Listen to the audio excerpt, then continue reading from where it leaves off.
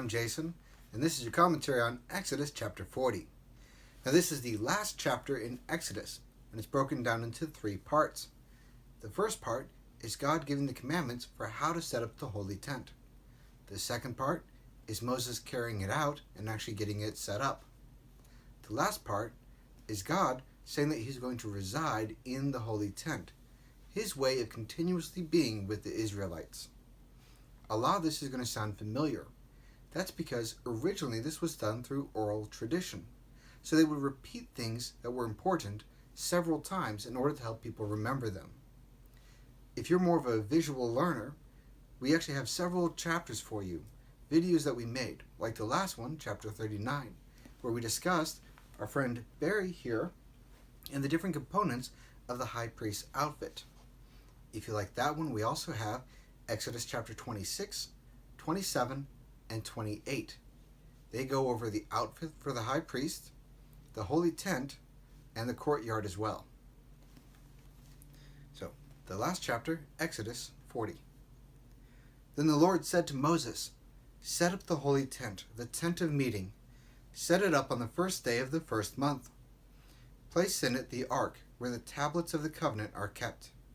Screen the ark with the curtain. Bring in the table for the holy bread. Arrange the loaves of bread on it. Then bring in the lampstand. Set up its lamps. Place the gold altar for burning incense in front of the ark where the tablets of the covenant are kept. Put up the curtain at the entrance to the holy tent. Place the altar for burnt offerings in front of the entrance to the holy tent, the tent of meeting. Place the large bowl between the tent of meeting and the altar. Put water in the bowl. Set up the courtyard around the holy tent. Put the curtain at the entrance to the courtyard. Get the anointing oil. Anoint the holy tent and everything that is in it. Set apart the holy tent and everything that belongs to it. Then it will be holy. Anoint the altar for burnt offerings and all of its tools. Set the altar apart. Then it will be a very holy place. Anoint the large bowl and its stand. Set them apart." You may notice that he continuously says holy or set apart. Well, those two things are actually the same. That to be made holy is to be set apart. Another word that we use in the church all the time is sanctified. Sanctified means to set apart. We actually get our word saint from sanctified. All of the believers are called saints because we have been set apart. We are supposed to be holy just as the Lord is holy. Bring Aaron and his sons to the entrance to the tent of meeting. Wash them with water. Dress Aaron in the sacred clothes. Anoint him and set him apart. Then he will be able to serve me as priest. Bring his sons and dress them in their inner robes. Anoint them just as you anointed their father. Then they will be able to serve me as priests. They will be anointed to do the work of priests. That work will last for all time to come. Moses did everything just as the Lord had commanded him. So the holy tent was set apart. It was the first day of the first month in the second year. Moses set apart the holy tent. He put the bases in place. He put the frames in them. He put in the crossbars. He set up the posts. He spread the holy tent over the frames. Then he put the coverings over the tent. Moses did it as the Lord had commanded him. He got the tablets of the covenant. He placed them in the ark. He put the poles through its rings, and he put the cover on it. The cover was the place where sin is paid for. Moses brought the ark into the holy tent. He hung the curtain to screen the ark where the tablets of the covenant are kept. Moses did it as the Lord had commanded him. He placed the table for the holy bread in the tent of meeting. It was on the north side of the holy tent, outside the curtain. He arranged the loaves of bread on it in the sight of the Lord. Moses did it as the Lord had commanded him. He placed the lampstand in the tent of meeting. He stood it across from the table on the south side of the holy tent. He set up the lamps in the sight of the Lord. Moses did it as the Lord had commanded him. He placed the gold altar for burning incense in the tent of meeting. He placed it in front of the curtain. He burned sweet-smelling incense on it. Moses did it as the Lord had commanded him. Then he put up the curtain at the entrance to the holy tent.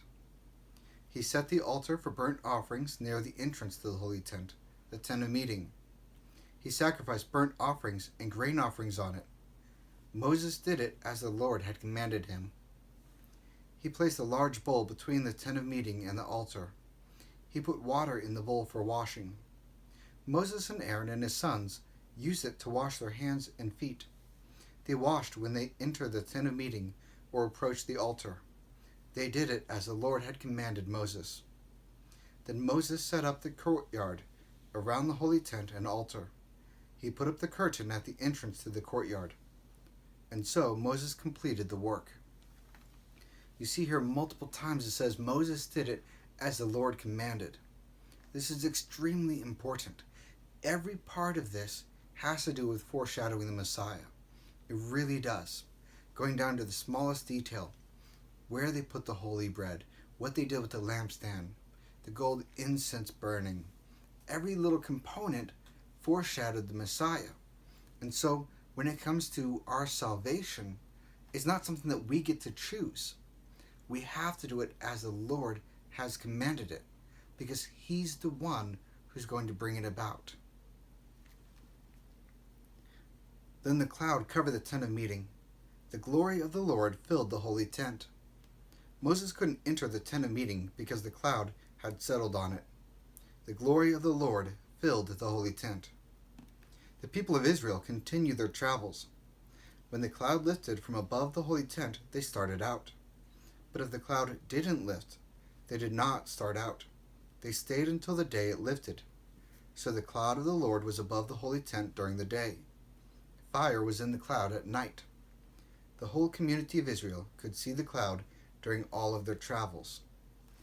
This is the same cloud and the pillar of fire that they saw that brought them out of Egypt to begin with. It's also the same cloud that was on the mountain when Moses went up there. It shows the presence of God. That's why when the presence of God, the cloud, was over the tent of meeting, they would not move, because God was with them. But as soon as God left the tent of meeting and the cloud departed, they would follow the cloud as they were traveling through the desert. Well, that's it for our commentary on Exodus chapter 40. Thank you so much for joining me, and I will see you guys next time.